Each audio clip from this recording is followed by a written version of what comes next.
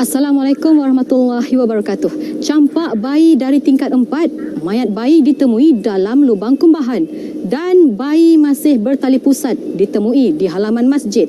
Antara tajuk utama berita dewasa ini. Bukan sahaja kejam, malah perbuatan seperti ini dianggap jijik dan hina pada mata masyarakat kerana melibatkan nyawa insan yang suci yang tidak pernah berdosa. Sukar untuk ditafsirkan apakah yang sedang berlegar di fikiran si pelaku sehingga mereka tekad melakukan perbuatan terkutuk ini, sedangkan natijahnya pasti memakan diri. Teruskan bersama moderator dan ahli panel di studio bagi kita memperincikan lagi perbincangan topik hangat kali ini. Ros Nazirah Muhammad Daud, fikrah perbezaan diraih, penyatuan dicari. A'udzubillahi minasyaitonirrajim. Bismillahirrahmanirrahim. Assalamualaikum warahmatullahi wabarakatuh. Alhamdulillah. Wassalatu wassalamu ala asyrafil anbiya'i wal mursalin wa ala alihi wa sahbihi ajma'in, amma ba'd. Bersyukur kita kepada Allah Subhanahu Wa Taala kerana dengan limpah dan kurnianya dapat kita kembali dalam rancangan fikrah perbezaan diraih, penyatuan dicari. Apa khabar penonton-penonton sekalian? Mudah-mudahan semuanya dalam payungan rahmat Allah Subhanahu Wa Taala. Hari ini kita membicarakan satu topik yang cukup menarik, iaitu aku tidak berdosa. Baik para penonton sekalian, nak tahu apa yang akan kita kupaskan pada hari ini? Terus setia bersama dengan kita 1 jam dalam fikrah, akan merungkaikan segala persoalan dan memberikan satu jawapan. Kita bawakan kepada anda dua tokoh yang tidak asing lagi, iaitu Tuan Haji Hushim bin Haji Saleh, seorang naib pengurusi 2 Perkim Selangor, pakar motivasi, kaunselor berdaftar dan juga mempunyai klinik kaunseling, iaitu Tuan Haji Hushim bin Haji Saleh. Apa khabar Tuan Haji? Alhamdulillah baik. Alhamdulillah. InsyaAllah. Alhamdulillah, bila kita tengok Tuan Haji je, kita teringatkan ayah kita. Allahu Akbar. Sentuhan Tuan Haji ini dapat menjentik hati anak-anak muda. Dan begitu juga kita bawakan kepada anda seorang ibu yang mana telah banyak melentur jiwa anak-anak muda, terutama wanita. Tidak lain tiada bukan Umi Ros. Apa khabar Umi? Alhamdulillah. Lama kita tak bersua Umi ya. Ya betul. Alhamdulillah. Topik kita pada hari ini cukup menarik. Aku tidak berdosa. Bagi membuka gelanggang kita pada hari ini, kita nak pergi kepada Tuan Haji Hushim bin Haji Saleh, iaitu apakah sebenarnya punca sehingga berlakunya zina dan seterusnya pembuangan bayi. Kerana bila kita lihat, inilah keadaannya seorang anak yang tidak berdosa tetapi disebabkan perbuatan buruk daripada mungkin ibu dan ayahnya. Mungkin ada sesuatu yang nak disampaikan oleh Tuan Haji. Silakan. Bismillahirrahmanirrahim. Assalamualaikum warahmatullahi wabarakatuh. Terima kasih saudara Aiman dan juga Umi sahabat saya. Jadi alhamdulillah lah, topik yang kita nak bincangkan pada hari ini saya percaya satu topik yang agak berat Iman Ya. Dan juga sebagai satu kita kata perbincangan yang sangat luas sebenarnya. Bila kita bincangkan topik ini, dia kita kata okey, tajuk tu maknanya lebih kepada bagaimana kenapa berlakunya zina. Betul Dan bila berlaku zina, saya mungkin bercakap ni berdasarkan kes-kes yang saya kendalikan. Ya. Biasanya kalau datang jumpa saya, budak-budak yang berzina ni, kita beri dia berbagai-bagai golongan orang berzina ni. Dan biasanya kalau yang berzina, terutama yang menjadi kita kata isunya, biasanya bila berzina tu anak-anak bawah umur. Macam kata baru umur 13 tahun, 14 tahun, 15 tahun, 16 tahun, 17 tahun. Sebab budak-budak umur macam ini biasanya di bawah kawalan ibu bapa. Dan bila berlaku tu biasanya mereka tak tahu macam mana. Kalau yang umur dah kata di universiti ataupun dah bekerja dan sebagainya, dia tahu macam mana nak gugurkan kandungan tu. Tapi kalau kanak-kanak macam ini, biasanya kes yang saya kendalikan kalau dia baru form 2, form 3. Jadi biasanya dia bila berlaku perzinaan tu, dia akan diam senyap. Dia tak tahu nak ke mana, dalam keadaan takut dan sebagainya itu. Nak mengadu dengan siapa, mak bapak ke apa, ataupun nak beli pil ke apa benda ke, perguguran tak tahu. Tiba-tiba perut dah buncit, dah nampak. Jadi mak perasan, kenapa perut kakak ni? Jadi pada masa tu dah tak boleh nak sorok lagi dah. Itu sebab saya nak beritahu, perzinaan ni berlaku di, kata orang tu, berbagai-bagai golongan umur. Jadi yang selalu mungkin yang masuk kata pusat-pusat pemulihan ni yang bawah umur, Umi tak juga, yang bawah umur mungkin di bawah Jabatan Kebajikan. Jabatan Kebajikan, tapi yang usia kata orang tu lebih pada 18 tahun ke atas ni masuk tu ada sebab. Tapi macam sekarang ni mudah untuk dapat kita kata pil-pil untuk menggugurkan kandungan. Tapi maksud saya kat sini makna berzina ni berlaku ada banyak faktor dia sebenarnya. Kalau kita kata antara faktor, contoh sekarang lah, yang jumpa saya, kenapa awak berzina? Sebenarnya dia tahu zina ni berdosa, dan juga kita kata penzinaan ni sebenarnya satu yang kita kata memberi impak yang tak bagus pada keluarga, pada diri dia, masa depan dia dan sebagainya. Tapi kadang-kadang zina ni tidak dapat dia kata dielakkan. Sebab apa? Pertama sekali melalui kawan. Ialah girlfriend, boyfriend. I suka you. Sekarang ni kita ada media sosial. Ada Instagram, ada Facebook. Mudah. Dalam handphone tu buka je. Kadang jumpa saya tu, kenapa kau berzina? Alah tu, asyik tengok Japan porn ni tu. Korea porn. Jadi saya tengok tu, best lah tu. Selamba je. Habis kau buat apa? Saya call lah saya punya girlfriend. Okay, line clear, rumah tak ada siapa, datanglah. Maka dia panggil, iaitu projek Lebuh Raya Pantai Timur.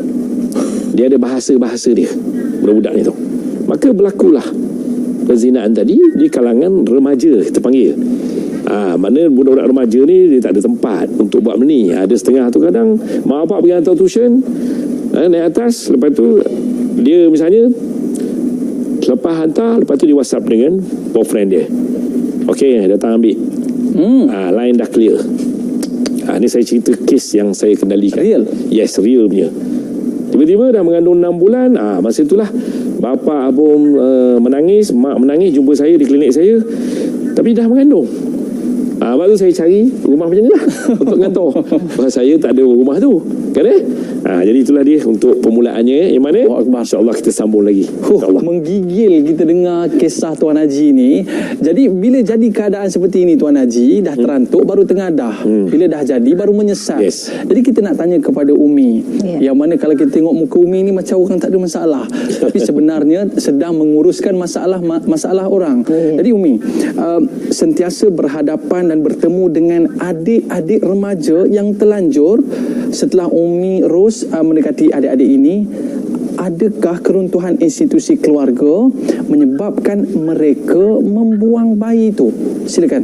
Okey, bismillahirrahmanirrahim. Assalamualaikum warahmatullahi wabarakatuh. Terima kasih Aiman, terima kasih sahabat baru Tuan Haji, masya-Allah, alhamdulillah.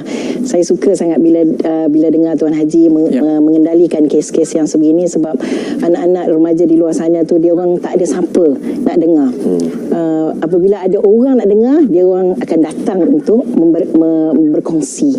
So sebenarnya Rawdatul Sakinah ditubuhkan pada tahun 1998. Pada waktu tu ramai remaja kita yang mengandung, yang tersasar kehidupan, yang tak tahu nak pergi mana.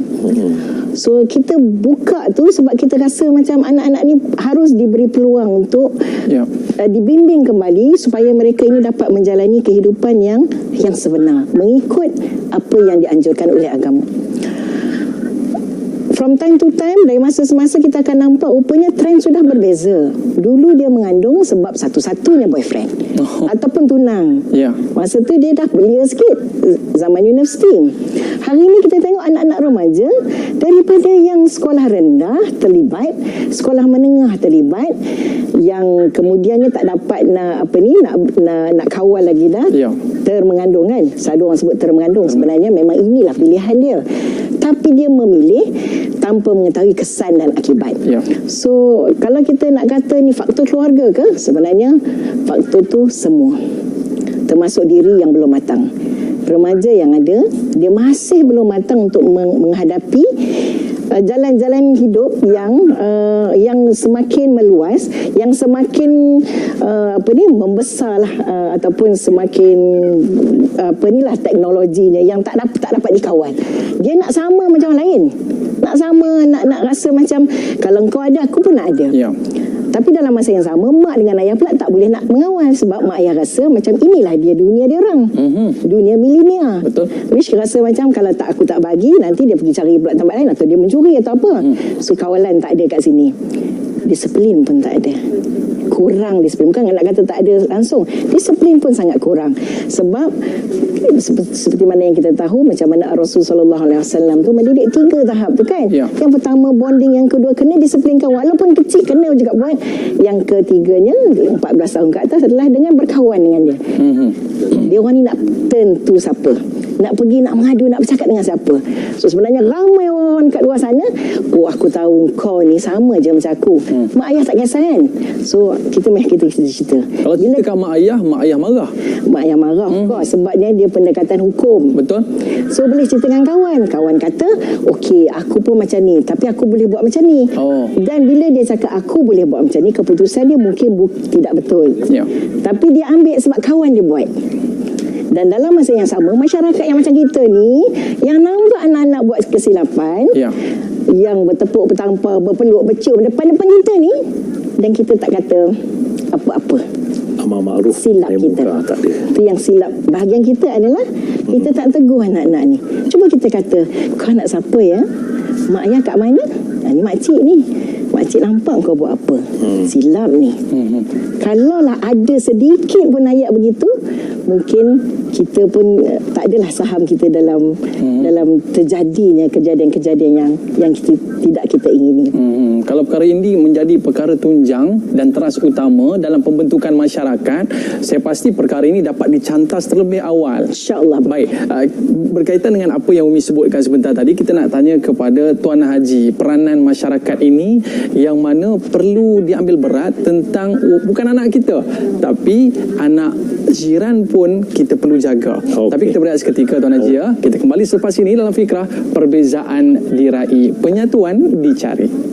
Sama ada anda tahu atau tidak, menerusi data yang direkodkan oleh Jabatan Kebajikan Masyarakat dan Polis Diraja Malaysia menunjukkan kes buang bayi berlaku setiap 3 hari, sama ada dijumpai mati ataupun masih bernyawa.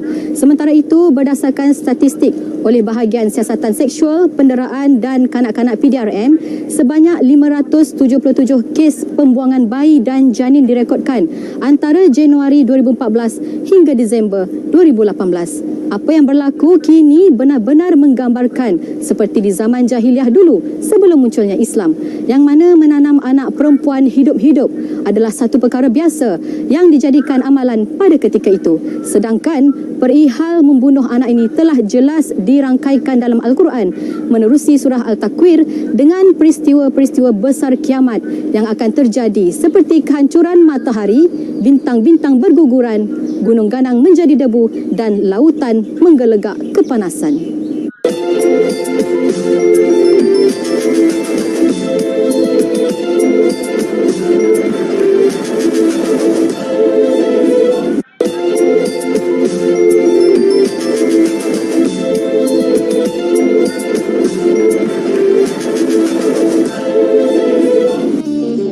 Raudatus Sakinah telah beroperasi sejak Ogos 1998 dan ianya merupakan projek yang berterusan untuk membantu masyarakat menangani gejala sosial khususnya di kalangan remaja puteri.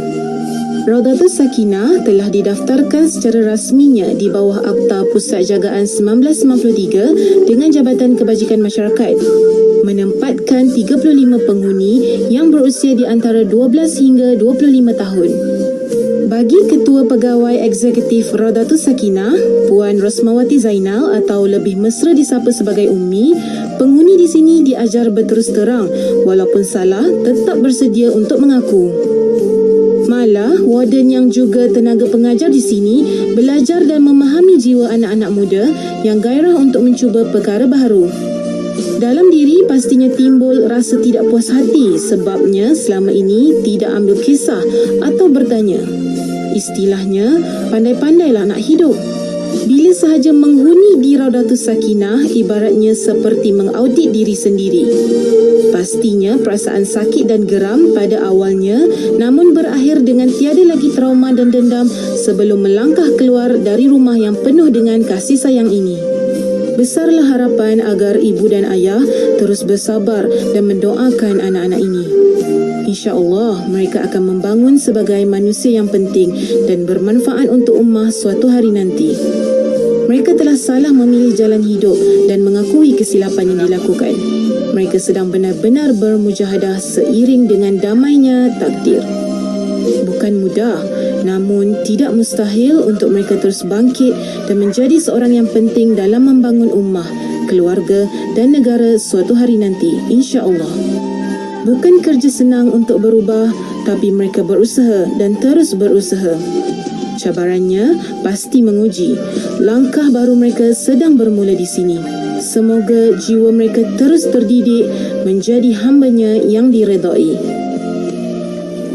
Jangan pandang-pandang, jangan pegang-pegang, duduk renggang-renggang, bertambah iman. Biar malu-malu, biar segan-segan, kerana malu itu perisai orang beriman. Kembali dalam fikrah, perbezaan diraih, penyatuan dicari. Kita nak teruskan perbincangan kita, aku tak berdosa. Soalan seterusnya kita nak ajukan kepada Tuan Haji Hushim, yang mana peranan yang paling utama iaitu masyarakat dalam mencegah perkara ini. Soalannya, biasanya apabila kita mendengar tentang berita buang bayi, sama ada dalam kampung ataupun media, kita terus menghukum sama ada si ibu atau si bapa. Apakah sebenarnya tindakan yang perlu diambil oleh masyarakat dan apakah itu tindakan yang patut kepada mereka yang terjebak ini, Tuan Haji? Silakan. Okey, terima kasih Aiman. Pandai menyanyi. Saya suka lagu tu. Baik Aiman dan juga Ubi, saya nak kaitkan tadi punca dan faktor dia. Okey, saya sebagai kaunselor dan saya dah buat kerja ni hampir 40 tahun.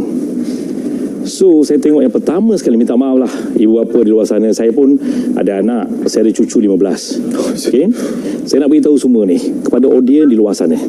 Sebab kes-kes yang saya buat, seperti Umi dah highlight dah sikit tadi, dia yang pertama sekali ialah banyak berpunca daripada bagaimana the environment dalam rumah tangga itu sendiri.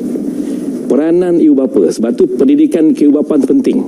Contoh kalau anak tu umur 1 hingga 7 tahun, dipanggil zaman awal kanak-kanak. Zaman awal kanak-kanak, anak-anak nak kasih sayang, nak kata orang tu perhatian, nak main.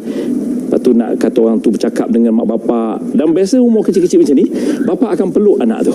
Betul. Anak lelaki, anak perempuan. Bila masuk umur 8 hingga 12 tahun, bapa masih peluk lagi. Ya. Masih bercakap lagi, masih komunikasi lagi.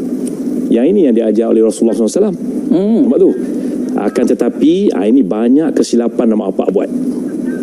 Minta maaf lah kalau tuan-tuan di luar sana seorang doktor ke, seorang engineer, because klien saya semua ada berbagai-bagai latar belakang. Di universiti belajarlah bidang doktor ke, bidang engineering ke, ustaz ke, usuluddin ke, benda, tapi jarang belajar tentang the parenting skill. Parenting skill. Ya, pendidikan keibupaan tu nak didik anak umur 1 hingga 7, umur 8 hingga 12. Nampak tu? Dan mana makin besar makin jauh. Makin besar makin jauh. Jadi sekarang budak-budak ni makin besar makin jauh. Bila masuk awal remaja, dan kebanyakan mak bapak pula sekarang bagi handphone. Jadi dia nak cerita dengan ayah tak boleh. Ayah balik pula rumah mungkin tak bercakap. Nak dapat pula ayah yang jenis pendiam. Ayah saya panggil ayah Robocop-nya. Ayah Robocop. Robocop. Ya, muka ketat. Ataupun sibuk main handphone. Tak bercakap. No communication. Ni tu teranglah. Mungkin ni masa pendek saya banyak buat topik ni, parenting, berceramah dan sebagainya tahu. Jadi masa ni lah anak-anak ni dia tak ada masa nak cakap ayah. Ni ayah, ni Aiman nak cakap sikit dengan ayah lah, apalah. Sudahlah, pergi dengan mak kau tu lah. Mak tengah pegang senduk. Ni kau nampak tak mak nak masak, aku senduk kepala kau kan? Tu tak. Jadi budak ni tak ada, tiba-tiba ada handphone. Dan ada pula kawan sekolah, ada pula WhatsApp, ada pula FB. Ini saya real case. Saya kata macam mana mula-mula ni awak boleh tunjuk gambar awak, gambar kata orang tu minta maaf kan, gambar titik, gambar ni semua dalam benda tu. Kenapa boleh tunjuk? Awak baru 15 tahun. Alah, Tok nak cakap dengan Mami tak mau layan. Cakap dengan Daddy tak mau layan. Dalam kat luar sana ada pula tu senior Abang Aiman. Jadi WhatsApp Abang Aiman pun manja.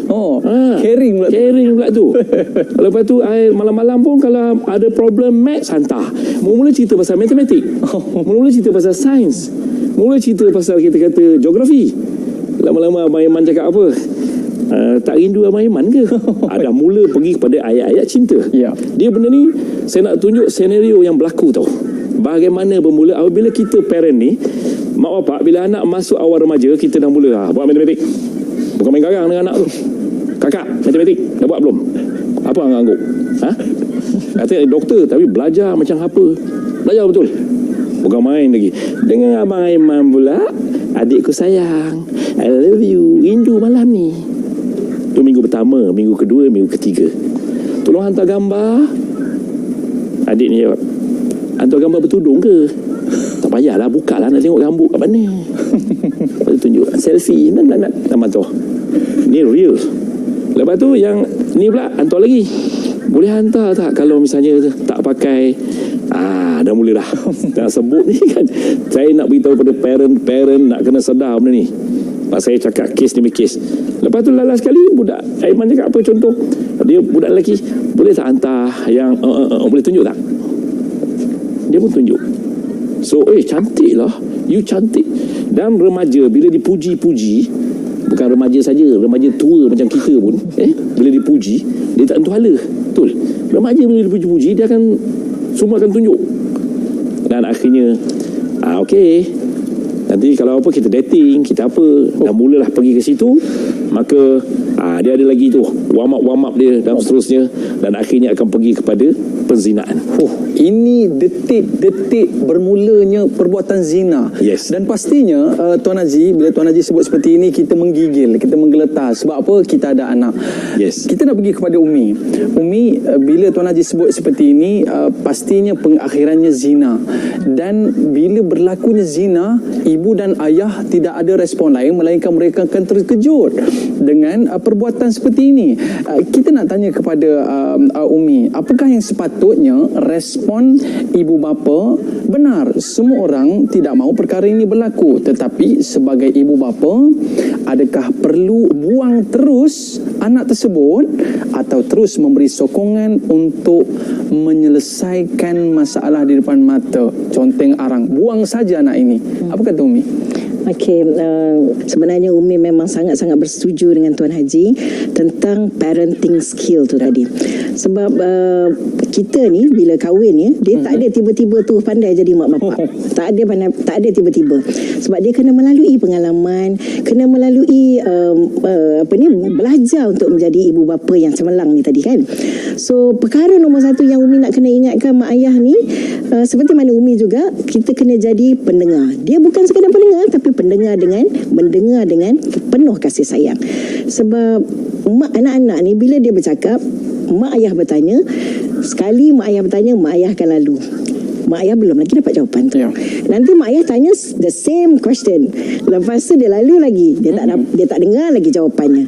So kali ketiga tanya pun tak dengar. So sebenarnya mendengar dengan penuh kasih sayang ni perlukan skill, perlukan kemahiran.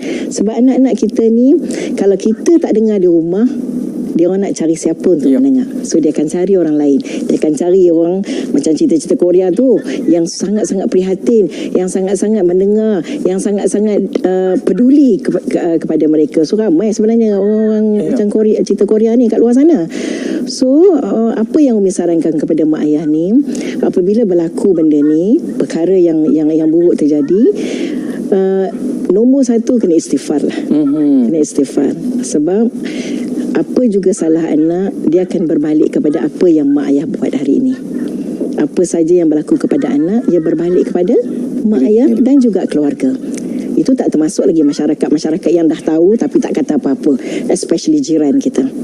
Jiran kita tahu tapi jiran kita pun tak cakap apa-apa. Sebab apa? Takut. Sekarang kena berperang, bergolok pula kat satu taman ni pula kan. So apa yang boleh buat adalah kena berhadapan. Sebab Umi teringat satu kes yang Umi hadapi baru lagi ni cerita. Ada seorang lelaki dan seorang perempuan, dua-dua mengaku dia orang telah buat silap. Anak perempuan telah pun 7 bulan mengandung. 7 bulan? Anak lelaki ni kata, saya nak bertanggungjawab. Walaupun saya silap, saya nak bertanggungjawab. Mak ayah dah tahu? Belum. Macam mana nak buat? Umi kata kena pergi berhadapan dengan mak ayah. Kena cakap saya silap. Kena cakap saya silap. Kalau mak ayah kata dia nak bunuh, boleh terima tak? Umi kata kena terima. Sebab apa? Benda yang sangat memalukan. Jadi pada anak perempuan dia. Dan dia yang buat silap. Dua-dua buat silap. Kan? So Umi kata kena je terima. Takkan mana dia akan bunuh. Tapi cakap je saya silap.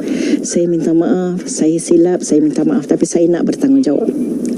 So bila ada lelaki yang yang datang untuk bertanggungjawab, mak ayah tolonglah dengar. Tolonglah dengar dengan kasih sayang. Walaupun mereka ini belum lagi cukup umurnya untuk berkahwin, masih muda, adalah menjadi tanggungjawab mak ayah untuk membimbing mereka menjadi mak ayah yang baik. Hari ini dia orang buat silap, doesn't mean forever. Adakah peluang kedua ni Umi memberi kesan kepada kehidupan seterusnya? Ya, tentu memberi peluang kedua hari ini pada anak-anak yang telah buat satu kesilapan yang besar, mereka ini boleh jadi lebih baik daripada kita hari ini. Mendengar dengan kasih sayang, memberi mereka peluang untuk mereka menghayati agama sebagai satu perjalanan kehidupan yang seterusnya. Ada cerita yang mungkin Umi boleh kongsikan? Ya, cerita daripada anak-anak ni, ya. Masya Allah, anak-anak ni yang di Rawdatul Sakinah, apa saja yang dia orang tak buat. Apa saja. Kalau Tuan Haji sebut ni, mungkin segelintir je kan Tuan Haji. Ada lagi banyak cerita Tuan Haji, of course. Kalau di Rawdatul Sakinah, anak-anak yang berzina ni, kami dapat tahu lately ni, akhir-akhir ni, 2-3 tahun kebelakangan ni, mereka ini telah kebanyakannya dicabul. Separuh daripada mereka dicabul daripada kecil. Macam mana nak menghentikan trauma seksual. Ya, gangguan seksual. Daripada bermula usia 6 tahun, 7 tahun pun ada, sehingga membawa kepada sekolah rendah. Dan akhirnya kemudian mereka terlibat dengan pornografi. Nak cuba, kemudian rasa, bila dah rasa sedap, bila sedap tak boleh berhenti, ketagih. Kita nak kembali kepada Tuan Haji, tapi kita berehat seketika Tuan Haji ya. Boleh. Kembali selepas ini, Fikrah Perbezaan Diraih, Penyatuan Dicari.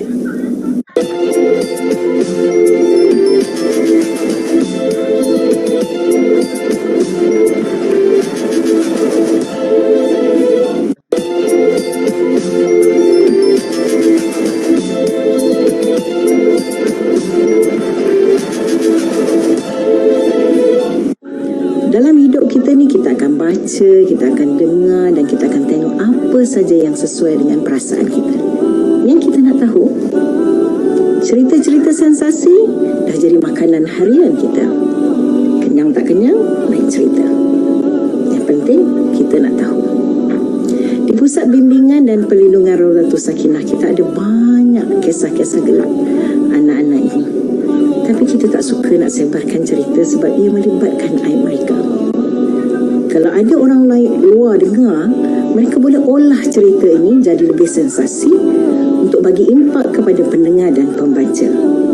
Dan pastinya, rating akan naik mencarap.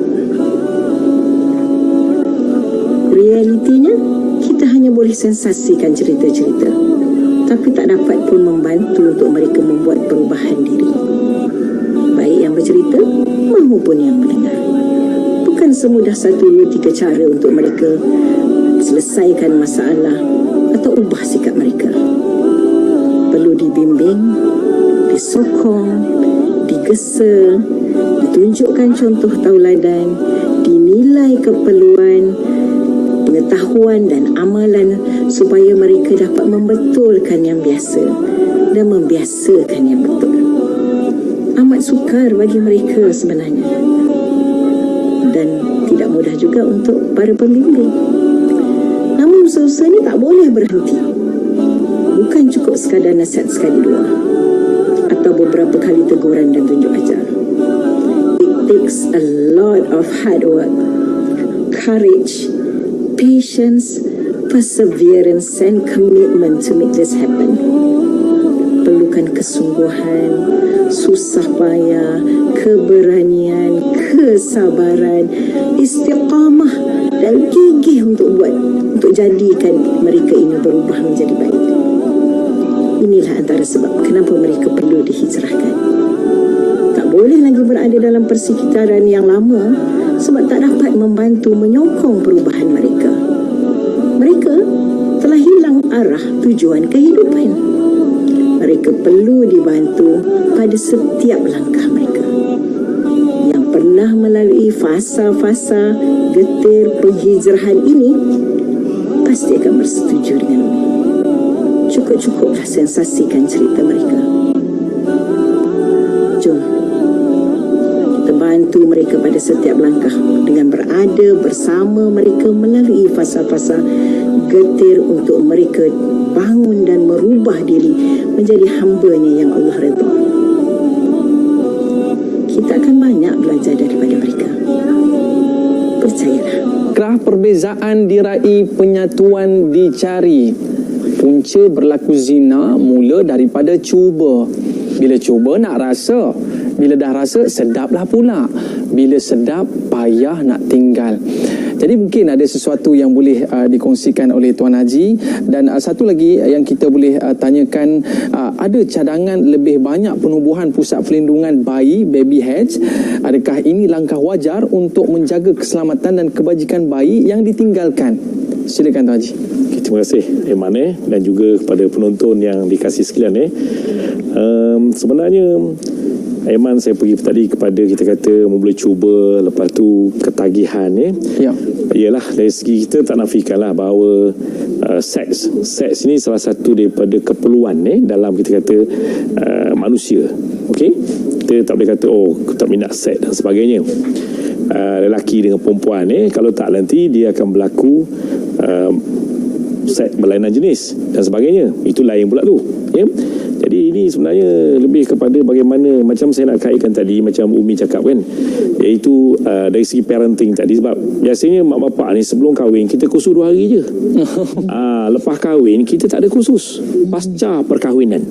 Lepas tu kalau ibu bapa yang tahu macam Aiman muda-muda macam ni, perlu pergi kursus pasca perkahwinan. Sebab apa, macam nak bela anak umur kita 6 tahun, 7 tahun, 10 tahun, 11 tahun. Macam Umi cakap kan, kalau anak-anak misalnya umur 8 tahun dia dapat gangguan seksual, so dia balik tak cakap, dia diam je. Lama-lama dia diam masuk 14-15 orang buat lagi, dia dah mula ketagih. Dia dah mula sedap, seronok. Nak sekarang ada handphone. Sebab masalah komunikasi kasih sayang tadi. Lepas tu bonding tak ada. Kita dengan anak kena selalu peluk selalu anak kita, walaupun anak perempuan ke anak lelaki kan. Dan kita selalu bisik dengan anak kita, kalau orang lain peluk kakak, kakak jangan bagi, kakak terajang aja. Dengan ayah tak apa. Ayah sayang. Dan ayah pun peluk pun depan mak. Jangan pula anak tengah tidur 12 malam baru masuk bilik. Ni ayah nak peluk ni 12 malam Gede-gede betul. Itu lain. Sebab tu berlaku juga sumbang mahram. Nampak tu? Berlaku kes kan. Jadi benda-benda ni semua kita kata bila dah berlaku kita kata ketagihan dan pergi pada perzinahan ni menyebabkan benda tu akan berlaku. Okey, balik kepada kita kata perlu ke kita tubuh rumah perlindungan tu banyak lagi, betul Kalau kita tengok sekarang, saya nasihatkan ibu bapa, kalau boleh kita nak mencegah zina. Dalam Islam pun sebenarnya zina ni adalah satu dosa besar, dan Allah dah kata hendaklah menjauhi zina. Nampak tu Tapi bila dah berlaku, ni cerita sekarang bila dah berlaku kita tak nak baby tu letak misalnya di tepi longkang, lepas tu dibuang dalam longkang, buang dalam tandas, buang daripada tingkat 13, hancur berderai. Sedih kita tahu, baby comel-comel kan. Jadi salah satu cara ialah tu kena ada untuk mencegah. Bukan kita adakan benda semua, kita nak bergalakkan kepada kata orang tu perzinaan. Jangan salah anggap tu. Daripada dibuang, lepas tu digigit di anjing, lepas tu banyak orang buang misalnya dekat-dekat misalnya longkang tepi jalan depan rumah orang dalam plastik dan sebagainya.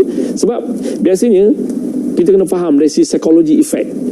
Bila dah perempuan ni dah mengandung luar nikah, dia tak kahwin, dia rasa macam bila baby tu keluar tu macam mana nak buat tu. Dia punya kata orang tu pemikiran, dia life balance tu, dia punya mental block tu. So apa nak buat? So lain tak adalah. Dan dia tak akan tanya siapa-siapa pun. Kadang-kadang tanya boyfriend, kebanyakan saya buat kes kan, tak tanya ke boyfriend ajak kahwin. Biasanya waktu bila berlaku mengandung luar nikah ni, yang dimangsa 85%, 90% ialah wanita. Lelaki tak mengandung. Dia mengandung tai je. Betul Tapi yang mengandung ni, jadi bila mengandung dan beranak tu, lain, perikiran dia lain lah. Tu masuk bilik air, gugurkan, lepas tu keluar baby, buang, lepas tu mana, kata orang tu panic disorder tau. Dia tak tahu nak buat apa. So kalau ada tempat tu, ada, dia boleh letak kat situ. Jadi baby tu selamat, tak digigit di semut, tak dikata orang tu digigit di anjing ke apa benda ke. Jadi baby tu selamat. Dan hari ni ramai orang kahwin tak ada baby. Orang nak baby ramai ni. Ramai jumpa saya. Kahwin 10 tahun, 12 tahun, Haji, kami ni suami Allah handsome, jawatan tinggi. Nak cakap tu terang, hari ni ramai perkahwinan tidak ada anak. Bila tak ada anak ni, kadang-kadang biasalah dalam masyarakat kita, Man, kau dah kahwin 10 tahun, kenapa tak ada anak? Kau mandul ke? Mulut laser punya tu. Dah nak balik kampung dah malu. Jadi kalau ada baby macam ni, Jabatan Kebajikan Masyarakat boleh tu. Okey, siapa nak baby? Okey, boleh ambil. Tapi saya rasa ini salah satu cara untuk kita kata mencegah daripada pembuangan bayi yang kita kata tidak sepatutnya. Bukan saya sokong zina, tidak. Memanglah Islam melarang, tapi untuk menyelamatkan baby tu. Jadi boleh kita perbanyakkan lagi supaya baby tu tak dibuang. Dan kadang kita sedih. Kadang saya tengok tu, saya datang jumpa saya, kadang saya menangis tu. Sebagai kaunselor ni, mau simpati, tapi sepatutnya empati. Tapi kaunselor bila kita dah berumur ni, kita mahu cucu. Saya ada cucu 15. Saya tengok macam cucu saya tu, yang kecil tu, yang kecil sekali betul tu, Allahu Akbar.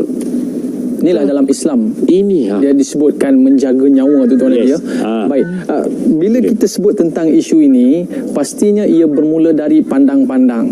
Lepas tu rasa macam mungkin dialah imamku. Mungkinlah begitu. Dan akhirnya pergi kepada cinta monyet. Dan mungkin Umi boleh menceritakan kisah yang mungkin kisah benar yang berlaku kepada anak-anak ini, yang mana kerana terpedaya akhirnya terjebak. Apakah tips yang boleh diberikan kepada ibu bapa seluruh Malaysia bagi langkah pencegahan bermulanya cinta monyet tadi? InsyaAllah. Sebenarnya bila sebut cinta monyet ni, anak-anak ni dia fikir dia nak seronok-seronok sahaja. Seronok-seronok. Dia cinta monyet, kalau tanya dekat anak-anak sekarang, dia kata kat sekolah je. Kat luar dah tak ada cinta monyet. Dia dah cari benda-benda lain. So bila sebut cinta ni, anak-anak ni dia pada pemikiran dia dan juga kepada masyarakat, anak-anak remaja belia hari ni, dia kata apa? Adik dia ada satu frasa lah yang mengatakan, wanita memberikan seks kerana mahu dicintai, lelaki memberikan cinta kerana mahukan seks. Sebenarnya seks ataupun cinta adalah bersamaan dengan seks.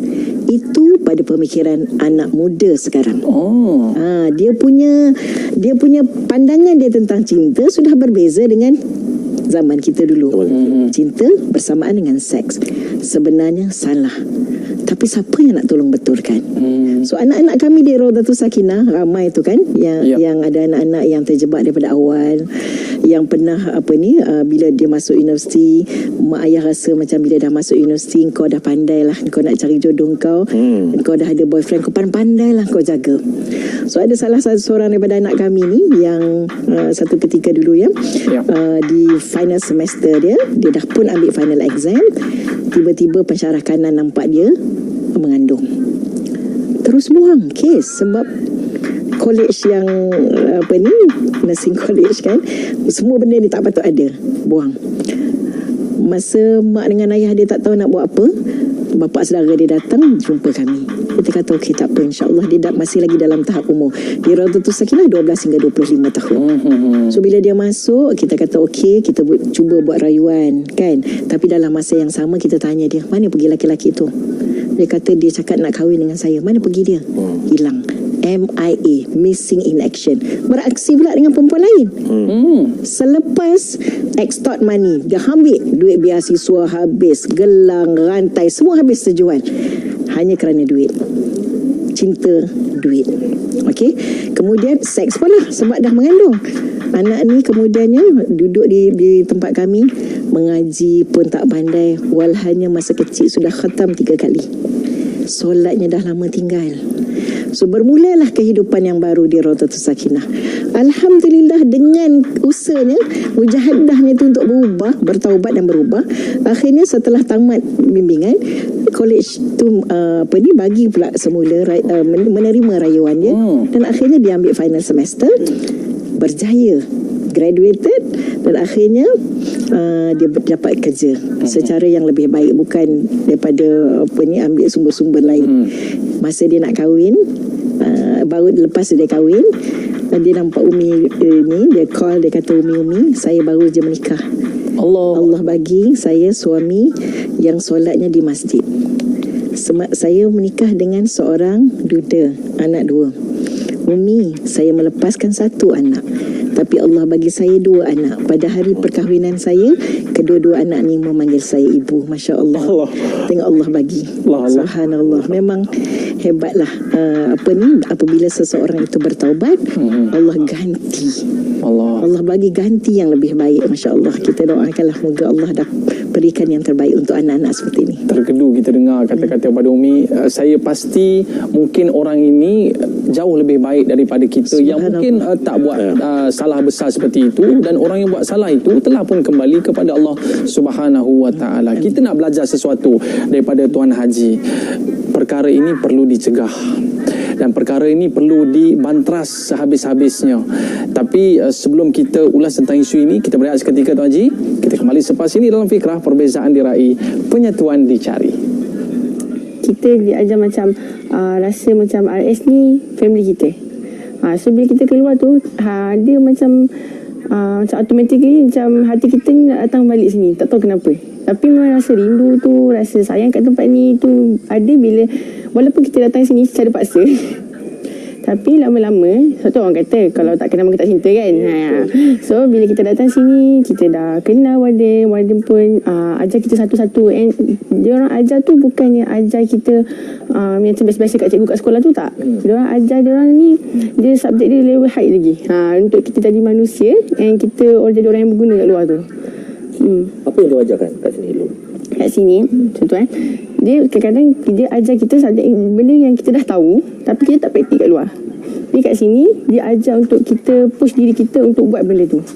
Kalau kat luar kita tahu je mana baik mana buruk kan, tapi kita tak buat sebab kita ikutkan diri kita sendiri lah, nafsu kita sendiri, kita nak buat benda tu. Tapi bila kita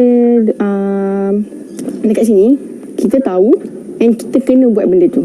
Beza lah kat luar tu, sebenarnya kita tahu je benda-benda ni semua, macam kita kena mengaji, kita kena solat, tapi kat luar tu kita tak buat.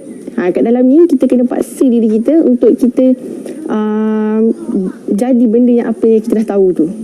Masa awal-awal kerja tu, sebab dunia work, saya rasa bila masuk kat sini satu dunia yang sangat berbeza, dunia yang mengenal, belajar untuk improve diri, dunia tegur, bila ada salah tegur sebab sayang, bukan tegur sebab benci ke, dan bantu adik-adik, kat sini kita orang panggil pelatih-pelatih tu adik-adik, so bantu pelatih-pelatih kat sini dalam masa yang sama bantu diri sendiri juga. So maksudnya bila saya kerja kat sini bantu diri saya juga, bukan bantu dia orang je. Orang kata penerimaan mula-mula dia orang ada tak? Yalah, sebab mula masuk mungkin ada yang nampak keras kan, nak melentur jiwa dia orang tu. Apa yang mula Fatin buat tu? Untuk, bukan kata torture nampak kasar kan, nak memahami, nak orang kata tarik dia orang kepada kita. Yalah, dia orang kat luar beza mendalamkan. Macam mana buat tu? Pertamanya bina kepercayaan dalam diri orang. So kat sini kami 24 jam, so kami memang duduk dengan diorang, pantau diorang buat apa, diorang tidur, diorang makan, diorang mandi. So kita orang bersama dengan diorang, so kita orang tahu susah senang diorang kat sini, susah senang perjalanan diorang nak berubah, nak kenal diri.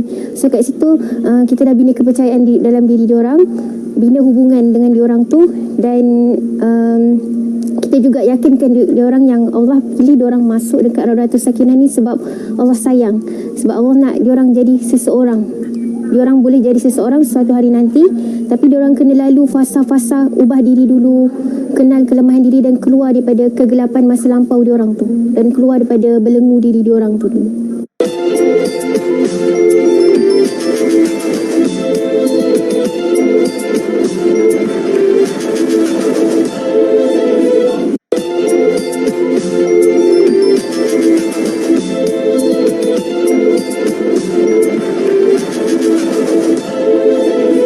Kembali dalam Fikrah Perbezaan Diraih, Penyatuan Dicari.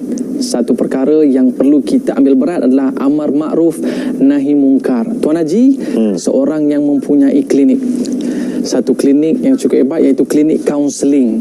Biasa orang mengubati luka dan sebagainya, tapi ini luka di dalam, mungkin lebih dahsyat parahnya. Kata-kata akhir daripada Tuan Haji, silakan. Terima kasih Aiman. Saya pada semua penonton, semua yang saya kasih sekalian, dan juga pada ibu bapa di luar sana, macam kata Umi tadi lah, saya pun banyak kes yang mana kalau anak kita terlibat, memang kita nak mencegah. Tapi kalau anak kita dah terlibat dan sebagainya, jangan kita sekali-kali menghukum mereka. Sebab kalau kita hukum mereka, tidak ada siapa nak tolong di luar sana, dan menyebabkan anak-anak ni sama ada dia akan melakukan pengguguran kandungan ataupun dibuang baby tu dan sebagainya. Jadi sebagai ibu bapa, yang pertama sekali ibu bapa, kita kena mendengar tadi tu dengan kasih sayang dan cuba membantu dan cari tempat pemulihan macam Umi lah. Ada ni tempat ni. Saya pun banyak rujuk sebenarnya tempat-tempat macam ni, dan hari ni alhamdulillah yang saya tolong-tolong ni dah berjaya pun dah hari ni. Ramai dah berjaya. Jadi apa tu Tuan Haji? Berbagai-bagai latar belakang. Profesional dan sebagainya hari ni. Yang saya tolong ni, dia jumpa saya, Haji, tak ingat ke saya dulu saya mengandung dulu nikah? Jangan sebut yang lepas-lepas. Sebab saya kata semua manusia buat dosa, dan Allah tu Maha Pengampun, Maha Penyayang. Ingat tu, Allah Maha Pengampun, Maha Penyayang. Dan masyarakat pula jangan menghukum. Masyarakat biasalah kalau dah berlaku macam ni dengan keluarga-keluarga kita hina. Dalam keluarga tu ada yang anak luar nikah tu. Sedap mulut kita. Ni jenis keturunan ni. Ada buat kaunseling saya kadang budak ni, dan dibawa jumpa saya, dia kata apa? Ni anak luar nikah tu Haji. Jadi budak tu down, motivasi tak ada. Nak develop balik dia punya psychology effect tu, saya nak kena kaunseling dia bersiri-siri sebab dia dah down. Jadi masyarakat juga hendaklah kata jangan menghukum. Kita lebih banyak kepada membantu. Kita ni masyarakat kita banyak menghukum, banyak condemn, tapi membantu tak ada. Sebab tu condemn. Sebab tu kita perlu ada macam Umi ni, ada tempat ni kita boleh hantar rujuk dan sebagainya kan. Kalau tidak, budak-budak ni nak buat apa? Dia mungkin akan buang baby tu dan sebagainya. Ini peranan masyarakat yang mana perlu membantu, tetapi jangan menghukum. Baik Umi, sampai bila benda ni nak berakhir? Benda ni seolah-olah tak ada titik noktah. Adakah ia perlu kembali kepada pernikahan? Bagi anak ni kahwin awal-awal lah senang. Sebagai kata-kata akhir pada Umi, apakah saranan Umi untuk masyarakat sedar tentang isu ini? Silakan Umi. Okey, sebenarnya kita kena kembali balik kepada apa yang telah disebutkan oleh Allah dalam surah Ali Imran. A'udzubillahi minasyaitonirrajim. Bismillahirrahmanirrahim. Wal takum minkum ummatun yad'una ilal khair wa ya'muruna bil ma'ruf wa yanhauna 'anil munkar wa ulaika humul muflihun. Hendaklah ada di antara kamu segolongan umat yang menyeru kepada kebajikan, menyuruh yang ma'ruf, mencegah yang munkar, dan mereka lah orang-orang yang Allah berikan keberuntungan. Allah dah sebut dah kat kita, Allah nak kita berbuat sesuatu. Ini tanggungjawab dan amanah. Ini bukan untuk diri sendiri, bukan untuk keluarga saja, bahkan untuk semua. Pernikahan ni bukan satu-satunya jalan penyelesaian. Ada mereka ni, di antara mereka ni yang tak ada siapa pun yang nak menikah pun, lari. So macam mana nak buat adalah kembali balik kepada agama. Umi nak seru kepada semua ahli masyarakat, semua orang kena berperanan menjadi ibu bapa kepada anak-anak remaja di luar sana. Siapa pun mereka. Anak orang anak kita. Anak orang anak kita, anak kita anak orang. So kita pergi mana-mana pun kita tak susah hati sebab ada orang lain tolong tengokkan, tolong tegur dan nasihatkan. Anak orang lain pun kena macam tu, kena bagi peluang untuk mak ayah yang di luar sini untuk menjadi ibu bapa kepada anak-anak mereka. Jangan sekali-kali marah kalau anak ada orang tegur dan nasihat, sebab bila kita nasihat dan tegur, itulah tanda kita kasih sayang. Para penonton sekalian, beri masa, beri telinga, beri kasih sayang kepada anak-anak. InsyaAllah isu ini dapat dihentikan. Terima kasih kepada Tuan Haji Hushim dan juga Umi Ros atas penjelasan. Kita rasa berdebar bila mana isu ini semakin hangat diperkatakan, tapi dengan harapan kita dapat menghentikan segala-galanya. Ada rezeki kita jumpa lagi. Mohon maaf di atas selanjur kata terlajak bicara. Saya Aiman Sufian mengakhirkan program kita pada hari ini. Fikrah, perbezaan diraih, penyatuan dicari. Assalamualaikum warahmatullahi wabarakatuh.